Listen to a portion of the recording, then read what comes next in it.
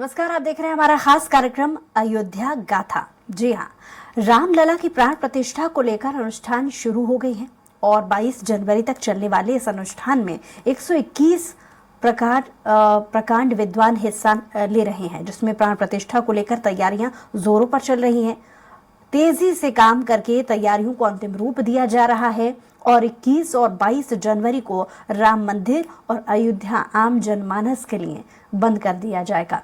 ऐसे में प्राण प्रतिष्ठा के पहले ही रामलला का दर्शन करने के लिए देश के कोने कोने से लोग अयोध्या पहुंच रहे हैं। इस पर देखिए खास रिपोर्ट। अयोध्या बदल गई है। अयोध्या संस्कृति तो वही है, लेकिन तस्वीर बदल गई है। रामलला की जन्मभूमि अयोध्या पहले उपेक्षित थी, तो अब उसकी खोई हुई पहचान वापस लौट रही है। 500 सालों तक उपेक्षा की शिकार अयोध्या में प्रवेश करते ही आपको धर्म मार्ग पर लगे सूर्य स्तंभ, सूर्य वंश की याद दिलाने लगेंगे। इसके अंदर आते ही आप राममय हो जाएंगे। प्रविश नगर कीजय सब काजा, हृदय राख कौशलपुर राजा। जी हाँ, हम अयोध्या में आ गए हैं और इस समय धर्म पथ पे हैं, जिसे प्रधानमंत्री मोदी ने 30 दिसंबर को लोकार्पित किया है। आप देख सकते हैं धर्म पथ नाम यूं ही नहीं पड़ा है, एक तरह से धार्मिक माहौल पूरे अयोध्या में है। देख सकते हैं स्प्रिंगिंग वॉल बनाई गई है, इस पे राम के जो जीवन आधारित चरित्र है उसको उकेरा जाएगा और एक चित्र बना भी दिया गया है। मैं अपने कैमरा पर्सन से कहूंगा जरा दिखा दें कि किस तरह से हनुमान जी को उड़ते हुए दिखाया गया है भित्त चित्र में। यहाँ दीवारों पे बनाए जा रहे हैं जो आगे चल के बहुत ही मनोरम होने वाले हैं। हला कलाकार दिन रात लगे हुए हैं, दीवारें सूख रही हैं, इन पर तत्काल पेंटिंग की जाएगी। और आपको बता दें, अयोध्या में किसी दौर में आप चौड़ी सड़कों की कल्पना नहीं कर सकते थे, लेकिन आज हर तरफ चौड़ी सड़कें हैं। जिन गलियों में पैदल चलना मुश्किल था, आज वहां आप चरपहिया वाहन से चल रहे हैं। जो सामने आपको लता चौक दिख रहा है, एक छोटा सा चौराहा हुआ करता था। जब पूर्वांचल से बसें लखनऊ की तरफ आती थी, इसी चौराहे पे खड़ी होती थी, सवारियां उतर जाती थी। इसके अलावा कोई सुविधा नहीं था। आज लता मंगेशकर चौक है, यहाँ का एक ऐतिहासिक स्थल बन चुका है। लोग बाहर से आ रहे हैं, यहाँ पे सेल्फी ले रहे हैं। यह अयोध्या की पहचान बन चुकी है। हलाब राम मंदिर बनकर तैयार हो गया है। 22 जनवरी को प्रधानमंत्री नरेंद्र मोदी इसका उद्घाटन करेंगे। लेकिन जो भी भक्त आ रहे हैं, जो भी श्रद्धालु आ रहे हैं, वह लता मंगेशकर चौक भी आ रहे हैं, राम की पैड़ी भी जा रहे हैं, ताकि वह अयोध्या को ढंग से देख सके। पता नहीं फिर कब अवसर आएगा, कब आएंगे दोबारा दर्शन करने के लिए। तो कुल मिला के अयोध्या जिस तरह से बदल रही है, वह बदलाव इस तरह इशारा करता है कि अगर दृढ़ इच्छा शक्ति हो तो कोई भी काम असंभव नहीं है। कैमरा पर्सन मुस्तफा के साथ राघवेंद्र त्रिपाठी, स्वराज एक्सप्रेस, अयोध्या। आज पूरा देश और दुनिया राममय है। रामलला के लिए जश्न मना रही है। रामलला तक पहुंचने के लिए अलग अलग कवायद कर रही है, लेकिन इसके पीछे का संघर्ष भी आपको जानना चाहिए। ये जानना चाहिए, जब कोई नहीं था तब अदना सा एक साधु रामलला को लेकर ठंडी, गर्मी और बरसात में संघर्ष करता था। वह ठंड में कंबल के लिए प्रशासन को पत्र लिखता था, तो गर्मी में पंखे के लिए और बरसात में भीगते प्रभु राम के लिए तंबू लगाने को लेकर। हम बात कर रहे हैं रामलला के मुख्य पुजारी आचार्य सत्येंद्र दास जी महाराज की। श्री राम मंदिर के लिए संघर्ष और निर्माण को लेकर आचार्य सत्येंद्र दास जी महाराज से खास बातचीत की हमारे यूपी संपादक राघवेंद्र त्रिपाठी ने। अयोध्या में भगवान रामलला के नए मंदिर का उद्घाटन 22 जनवरी को प्रधानमंत्री नरेंद्र मोदी जी करेंगे। लेकिन आज हमारे साथ हैं रामलला के मुख्य पुजारी सत्येंद्र दास जी महाराज। सत्येंद्र दास जी महाराज कई वर्षों से रामलला की सेवा करते चले आ रहे हैं। आज मंदिर बन रहा है, पूरी दुनिया में रामलला मंदिर कैसा होगा, रामलला क्या क्या भोग करेंगे, क्या क्या होगा, क्या उपहार आए हैं, इस पे चर्चा हो रही है। लेकिन हम महाराज जी से जानना चाहेंगे कि जब 1992 की घटना है, उसके बाद से अब तक रामलला टेंट में थे, उनकी सेवा लगातार ही करते रहे हैं, उसमें क्या अनुभूत होती थी और क्या अंतर दिख रहा है? महाराज जी, आप रामलला की लगातार सेवा करते चले आ रहे हैं। जब रामलला टेंट में है, आपने लगातार उनकी सेवा की। जब सर्दी आती थी तो प्रशासन से गुहार लगाना पड़ता था कि हीटर लगा दीजिए, रजाई दे दीजिए, कंबल दे दीजिए रामलला को। क्या कुछ स्थितियां बदली हैं अब? देखिए, उस समय कोर्ट के द्वारा रिसीवर नियुक्त होते थे और रिसीवर की ही जिम्मेदारी होती रही कि वो रामलला की जो भी आवश्यक वस्तुओं की जरूरत है वो सब दें। लेकिन ऐसी परिस्थिति आती थी कि जो भी मांग करते थे वो सब में कटौती कर रहे थे, जबकि हम लिखित देते थे और उनके हिसाब भी लिखित दिया जाता था।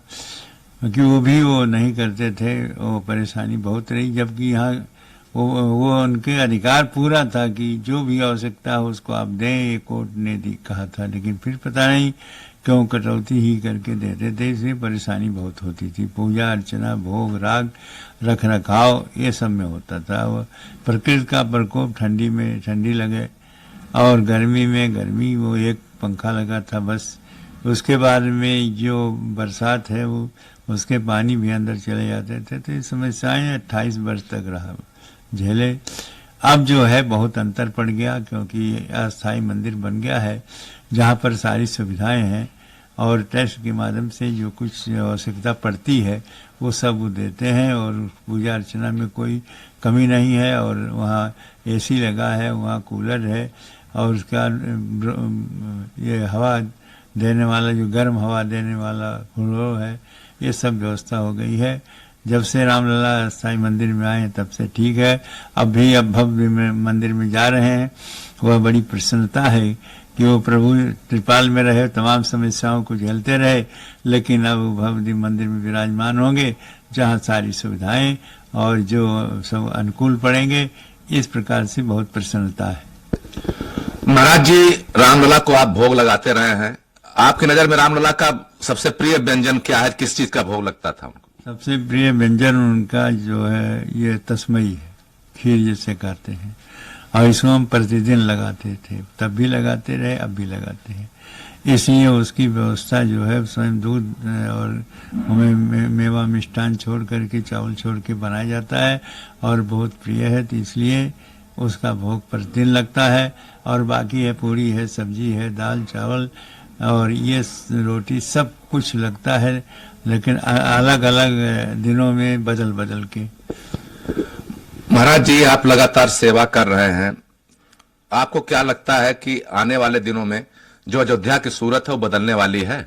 बदलना शुरू हो गया, बहुत कुछ बदल गया। जैसे एयरपोर्ट नहीं रहा वो बन गया, यहाँ रेलवे स्टेशन बन गया, उसके बाद में यह सड़क चौड़ी हो गई है, रामपथ के नाम से हो गया, मुक्ति पथ के नाम से हो गया, सड़क सब बन गई हैं।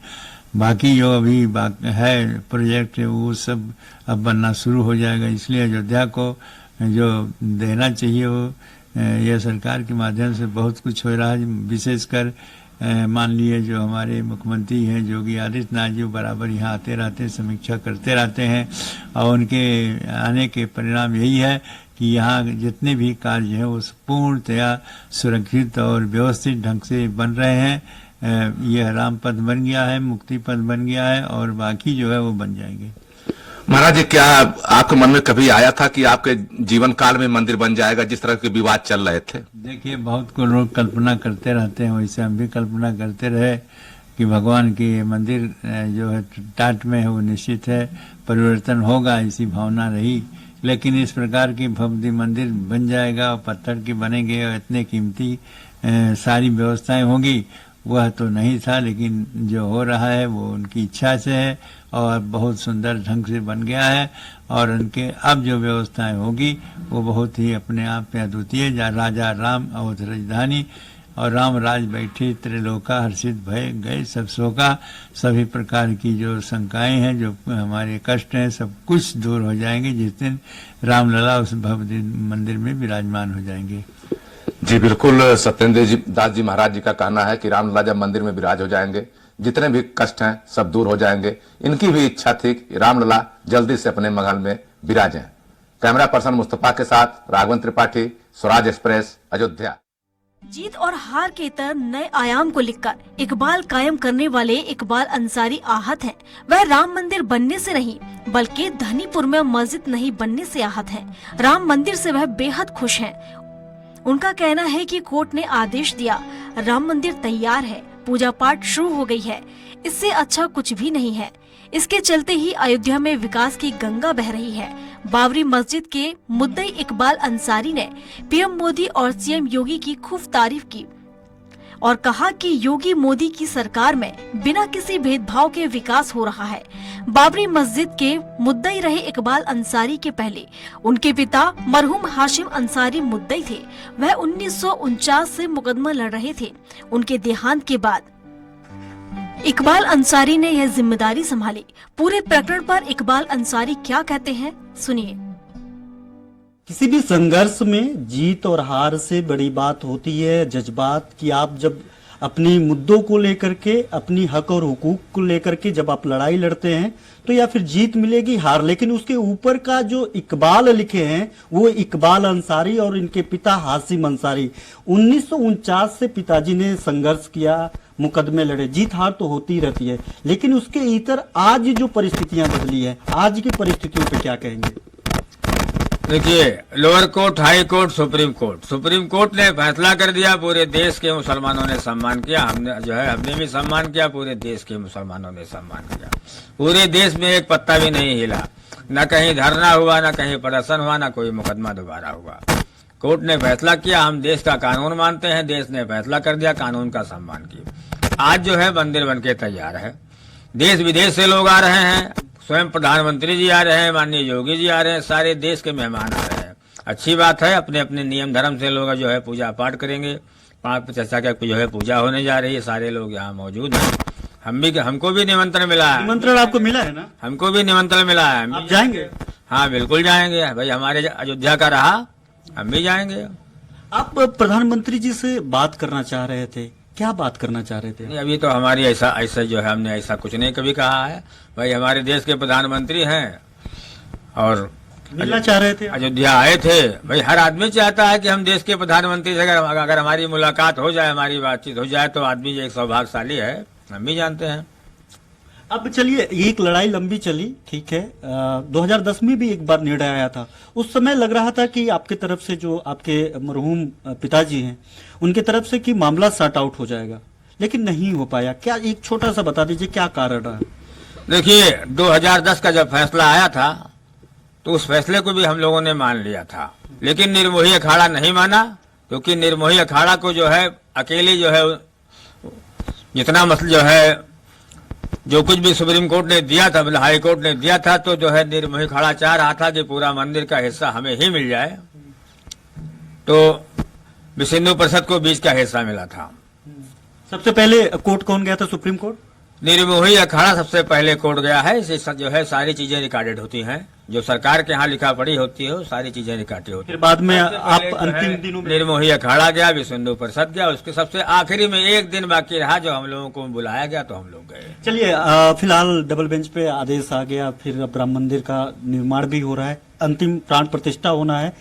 जो अयोध्या में बदलाव विकास को लेकर के, उसको लेकर के क्या कहेंगे कि अब तो, क्योंकि उपेक्षित था अयोध्या, अगर बात अयोध्या नगर की करें, एक जिले की तौर पे करें, एक नगर की तौर पे करें, तो रामलला प्राण प्रतिष्ठा, राम मंदिर के इतर भी काफी विकास हो रहा है, इसको लेकर के कितना इत्तेफाक रखते हैं? ठीक है ना? मतलब विकास तो ये तो होना ही चाहिए था। देखिए, विकास तो सबके लिए होता है, कोई भेदभाव नहीं है।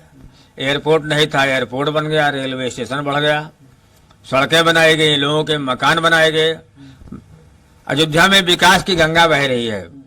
पूरे देश के जो है अधिकारी कर्मचारी जो है हमारे यहाँ अयोध्या पे की निगाहें हैं, सारे लोग जो है अयोध्या का विकास जो है कर रहे हैं। अच्छी बात है, हम भी खुश हैं, क्योंकि हम लोग पहले भी कहते थे कि अयोध्या में विकास की बहुत कमी है। आज विकास का काम हो गया, हम लोगों की तमन्नाएं भी पूरी योगी मोदी अच्छा काम कर रहे हैं विकास के मामले में। देखिए, माननीय प्रधानमंत्री नरेंद्र मोदी जी, योगी जी की सरकार है और विकास की गंगा बह रही है। यहाँ जो भी काम किया है बड़ा बेहतर हुआ अयोध्या में, क्योंकि विकास सबके लिए है, हमारे लिए भी है, हम भी खुश हैं, हमारे अयोध्या वासी भी खुश हैं, क्योंकि अयोध्या में ना रोड रही, ना एयरपोर्ट रहा, ना इतनी साफ सफाई रही। आज जो है अयोध्या में जो है चारों तरफ आदमी के जो है निकलते हैं तो लोग देख रहे हैं कि अयोध्या चमक रही है, हम भी खुश हैं। एक और इकबाल जी, एक और बातों पे लोगों का नजर है, जो उन्होंने कहा कि सबकी नजर अयोध्या पे है, वो मस्जिद को लेकर के है। राम मंदिर तो अब बन गया, मस्जिद कब तक बनेगा? देखिए, सुप्रीम कोर्ट ने 5 एकड़ जमीन दिया है, वो सुन्नी सेंट्रल वक्फ बोर्ड को मिला है। उसके चेयरमैन जफर फारूकी हैं। वो तरह तरह के नक्शे अखबारों में दिखाया करते हैं, हमसे भी लोग सवाल करते हैं मस्जिद में देरी की है। अब हमारी कोई जिम्मेदारी नहीं है, जफर फारूकी उसके बोर्ड के चेयरमैन है, वो नक्शा दिखाते रहते हैं, लोगों को संतुष्ट किए हुए हैं। अब जो है मस्जिद जो है वो कब बनावेंगे? आप निराश ही इस मामले को लेकर के? कोई निराशा नहीं, हमें कोई भी निराशा नहीं। हम तो जो है अखबारों में मीडिया के माध्यम से देखते हैं कि एक जो है ऐसा नक्शा जो है वो दिखाते हैं कि उत्तर जो है हमारे हिंदुस्तान के मुसलमान इसीलिए पूछते भी नहीं कि मस्जिद क्यों बनाए हो, क्यों नहीं लेकिन बनाए एक हो। चीज और मीडिया में हमने देखा, आप जैसे देखते हैं नक्शा, आपकी एक बयान आपने कहा कि धन्नीपुर में मस्जिद की जरूरत नहीं है, वहां पे खेती हो, हिंदू मुस्लिम में सब में उसका अनाज बांटा जाए, ये बयान आपका हमने पढ़ा। क्या इसके पीछे का क्या कारण है, आखिर क्यों वहां पे इतने दिन तक संघर्ष मस्जिद के लिए, अब मस्जिद नहीं वहां पे फसल उगाया जाए? 4 साल बीत चुके हैं, 4 साल हो गया, केवल वहां बोर्ड लगा हुआ है और अखबारों में नक्शा दिखाया जा रहा है। तो हमारा तो यही सवाल है कि लोग हमसे सवाल करते हैं कि भैया मस्जिद जो है अभी तक वहाँ देरी क्यों है, तो हमने साफ कहा वहाँ मस्जिद की जरूरत भी नहीं है। हम आज भी कहते हैं, लोग भी कहते हैं कि वहाँ मस्जिद की जरूरत भी नहीं है। जो जमीन की जो है मिली है वो कृषि योग्य है, उस पर खेती करें, जो है अनाज पैदा हो, हिंदू मुसलमानों में बांट दिया जाए। सेंटिमेंट हर्ट तो होगा ना कि जिस मस्जिद के लिए लड़ाई लड़ा आपने इतने सालों तक, अगर वो मस्जिद ही नहीं रहेगा तब तो मुस्लिमों के बीच में जो लोग आस्था रखते हैं अपने, उस सेंटिमेंट के साथ तो खिलवाड़ होगा। देखिए ऐसा कहीं कुछ नहीं है। हमारा समाज जो है पूछ नहीं रहा है। जो मसले थे सुप्रीम कोर्ट ने जो है दे दिया, लोगों ने उसको मान लिया। अब मस्जिद वहाँ बने या ना बने, हिंदू और हमारे यहाँ मुसलमानों को उसके लिए कोई पूछताछ लोग नहीं करते। मतलब ये कह सकते हैं कि उनकी लड़ाई, जो उनका सेंटिमेंट था कि वही जहां राम मंदिर बन रहा है, अगर वहां मिलता तो वो लोग एक्साइटमेंट में रहते, वहां पे मिल रहा है तो उनको कोई मतलब नहीं रखना चाहते। ऐसा कहीं कुछ नहीं है। जो सरकार ने दे दिया, सबने मान लिया। अब ये आहत हैं, तो हो सकता है कि इस पे आखिरकार इसके पीछे का कारण है, अब तो ये और इनकी कम्युनिटी और जो इससे जुड़े हुए लोग हैं वो लोग सोचे। लेकिन इकबाल अंसारी जिनके पिताजी हासिम अंसारी जी, मरहूम हासिम अंसारी जी, जो लगातार सालों से संघर्ष किए हैं, उनके ये अंदर की एक दर्द था जो कैमरे के सामने झलका। कैमरामैन मुस्तफा अहमद के साथ घनश्याम निशान चौरसिया, स्वराज एक्सप्रेस, अयोध्या। बहरहाल राम मंदिर के बनने के इतर अयोध्या में विकास की नदियां तो बह रही हैं, तो वहीं आस्था भी अपने उफान पर है। प्राण प्रतिष्ठा 22 जनवरी को होनी है। 21 और 22 जनवरी को आमजन के लिए सिर्फ रामलला मंदिर ही नहीं बल्कि अयोध्या पूरी तरीके से बंद हो जाएगी। लेकिन रामलला के भक्त हैं कि मानने को तैयार ही नहीं।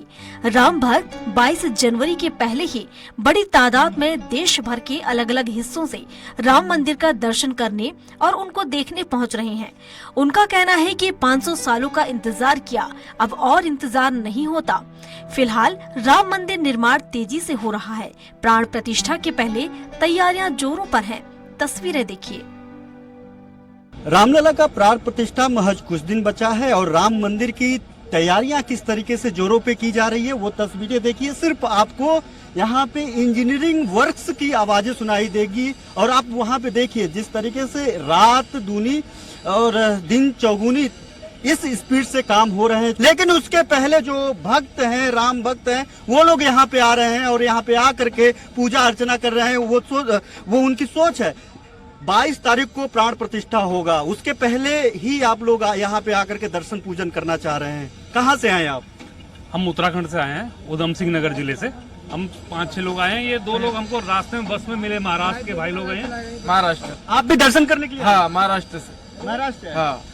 तो उसके पहले इतनी जल्दबाजी, प्रधानमंत्री जी ने कहा था कि थोड़ा सा इंतजार कर लेते, आप इतने दिन इंतजार किए।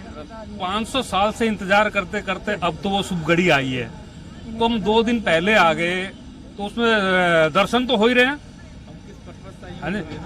दर्शन तो हो ही रहे हैं। तो 2 दिन पहले आ गए, अभी हम 2-4 दिन बाद तक रुकने वाले हैं यहाँ पे। दर्शन दोबारा करने आएंगे जब प्रधानमंत्री जी उद्घाटन कर देंगे, प्राण प्रतिष्ठा हो जाएगी, उसका फिर पुनः आएंगे। क्या इच्छा है रामलला को देख करके? क्या लग रहा है आपको? यहाँ पे देख के बहुत अच्छा लग रहा है, बढ़िया लग रहा है। हम महाराष्ट्र से संभाजी नगर औरंगाबाद से आए हुए, क्योंकि उनका साफ तौर पे कहना है कि 500 वर्षों का इंतजार अब और सहा नहीं जाता। कैमरामैन मुस्तफा अहमद के साथ घनश्याम निशान चौरसिया, स्वराज एक्सप्रेस, अयोध्या।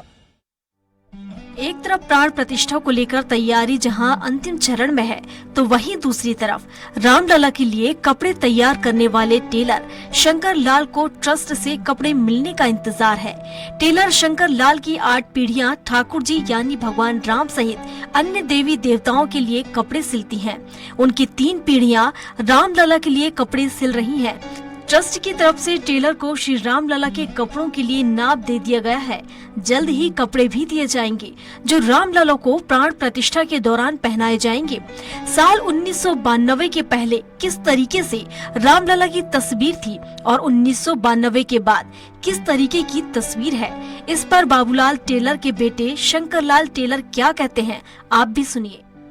पूरा देश और दुनिया इस वक्त राममय है। मैं अयोध्या में हूँ। मैं एक ऐसे शख्सियत से आपसे रूबरू कराने जा रहा हूँ जिसकी 8 पीढ़ियां ठाकुर जी की सेवा कर रहा है, उनके लिए कपड़ा बना रहा है और रामलला के लिए भी उनकी 3 पीढ़ियां कपड़ा सिलता है। बाबूलाल टेलर के मैं यहाँ पे हूँ। आप ये कितने सालों से रामलला के लिए कपड़ा बनाते हैं? रामलला के कपड़ा आप ही सिलते हैं? जी हाँ, ये हमारे 1985 में ये हमारे श्री लालदास जी पुजारी थी, उनके माध्यम से श्री पिताजी हमारे श्री बाबूलाल टेलर और हमारे बड़े भाई साहब भगवत साहब पहाड़ी और हम शंकरलाल, वहाँ हमारी ये बड़ी मशीन और एक छोटी मशीन ये गुम्बद के नीचे धरी जाती थी। जब ढांचा विभाजित ढांचा था उस समय ये दोनों मशीन हमारी वहाँ रखी जाती थी। पिताजी मनिया करते थे, हम दोनों भाई सिलते थे। ये कर्म सन 92 तक चला। ढांचा जब गिरा तो हम लोग यहाँ चले आए। आप वहाँ पे जहाँ पे पहले ढांचा था वहाँ पे आप सिलाई करते थे? ढांचा के नीचे हमारी दोनों मशीन रखी जाती थी। अच्छा, ये इस बार जो है कपड़ा वहाँ से मिलेगा, आपको नाप मिल गया है कि आपको कितने तो कितना बड़ा नाप है? कितना? आपके सामने जो हमारे सामने जो ये पोशाक रखा हुआ है ये उन्हीं साइज का है जो 51 इंच की मूर्ति वर्तमान में वहाँ मौजूद है। आप ये सबसे बड़ी बात है कि ये जो साइज देख रहे हैं ये जो रामलला की प्राण प्रतिष्ठा में रामलला जो विराजमान होंगे उसकी साइज है। ये वो साइज है जिस साइज की रामलला प्राण प्रतिष्ठा के दौरान रामलला वहाँ पे विराजमान होंगे। ये वो साइज है। जो टेलर हैं उनके वो बता रहे हैं इनको वो नाप मिली है, उस नाप के जरिए अभी कपड़ा मिलना बाकी है और ये वो साइज होगा जब रामलला की प्राण प्रतिष्ठा जब होगी तब भगवान राम जब विराजमान होंगे तो इस साइज का वो कपड़ा पहनेंगे। अब के राम तो वही, लेकिन तस्वीरें बदल गई हैं। कैमरामैन मुस्तफा अहमद के साथ घनश्याम चौरसिया, स्वराज एक्सप्रेस, अयोध्या। रामलला के दर्शन करने देश और दुनिया भर से लोग आ रहे हैं। कोई सोना चांदी हीरे जेवरात लेकर आ रहा है तो कोई कपड़े तो कोई मिठाई लेकर पहुंच रहा है। वहीं रामलला के लिए कुछ न कुछ लेकर पहुंच रहे हैं लोग। रामलला के लिए कुछ न कुछ करना चाहते हैं ताकि इस ऐतिहासिक कार्य के वो भी साक्षी बन सकें। ऐसे में एक रंगोली कलाकार सुनील कुमार काम्बे मुंबई से 18 दिनों तक मोटरसाइकिल चलाकर अयोध्या पहुंचे हैं। सुनील काम्बे ने रास्ते में लगभग 20 जगहों पर रंगोली बनाकर लोगों से अपील की कि 22 तारीख को रामलला के प्राण प्रतिष्ठा के दिन जहां पर भी रहें वहां पूजा अर्चना करें, वह भगवान राम के इस ऐतिहासिक क्षण के साक्षी बने। श्री राम जन्मभूमि अयोध्या के साथ साथ पूरा देश राममय हो गया है। महाराष्ट्र से आए हुए हैं ये कलाकार जो यहाँ पे रंगोली बनाएंगे। आपका क्या नाम है? मेरा नाम सुनील कुंभार है। कहाँ से आए आप? मैं कांदे शिराळा तालुका सांगली जिला महाराष्ट्र से 1800 किलोमीटर प्रवास करके आए। 1800 किलोमीटर इसी बाइक से आए चला? और आते आते 25 शहरों में 1,000 स्क्वायर फुट की यानी 20,000 स्क्वायर फुट की रंगोली बनाते बनाते इधर 1 लाख लोगों को प्रबोधन करते इधर आए हैं। किस चीज की रंगोली बनाते हैं आप? हम कलर की रंगोली बनाते हैं। बनाते बनाते उसमें संदेश लिखते हैं। क्या लिखते हैं? 22 तारीख आप रिजर्व रखो, राखियो रखो। मतलब 22 तारीख को प्राण प्रतिष्ठा जब हो तो आप अपने आप को खाली रख करके पूजा पाठ करे, दिवाली मनाओ, महीने जैसी रंगोली बनाए ऐसी आप हर द्वार पे रंगोली बनाओ, दिए जलाओ, झंडा लहराओ, ऐसा संदेश लिखकर लोगों को बताकर जो रंगोली बनाते हो। अच्छा, रास्ते में लगभग कितने रंगोलियां आपने बनाई होगी? 20 रंगोली बनाई। और यहाँ पे कहाँ बनाएंगे और यहाँ पे कब पहुँचे आप अयोध्या में? कल रात पहुँचे। आज सुबह इधर का सब नजारा देख लिया। अभी थोड़ी देर बाद मैं रंगोली शुरू करने वाला हूँ। कैमरामैन मुस्तफा अहमद के साथ घनश्याम चौरसिया, स्वराज एक्सप्रेस, अयोध्या। ये सारी तस्वीरें इस बात की गवाह हैं कि अयोध्या ने अपनी पुरानी पहचान पाने में वक्त तो भले ही लगाया हो, लेकिन जब पाया तो मुकब्बल पहचान पाया। यहाँ की संस्कृति बदल गई है, रास्ते बदल गए हैं, गलियाँ बदल गई हैं, मंदिर भी बदल गए हैं। बस बदला नहीं है तो वह है राम आस्था। जिस आस्था को अंतिम रूप 22 जनवरी के प्राण प्रतिष्ठा के बाद आम जनमानस के लिए खोल दिया जाएगा। स्वराज एक्सप्रेस के लिए अयोध्या से राघवेंद्र त्रिपाठी और घनश्याम निशांत चौरसिया की रिपोर्ट। और इसी के साथ ही हमारी खास पेशकश में इतना ही। कुछ और खबरों के लिए देखते रहिए स्वराज एक्सप्रेस।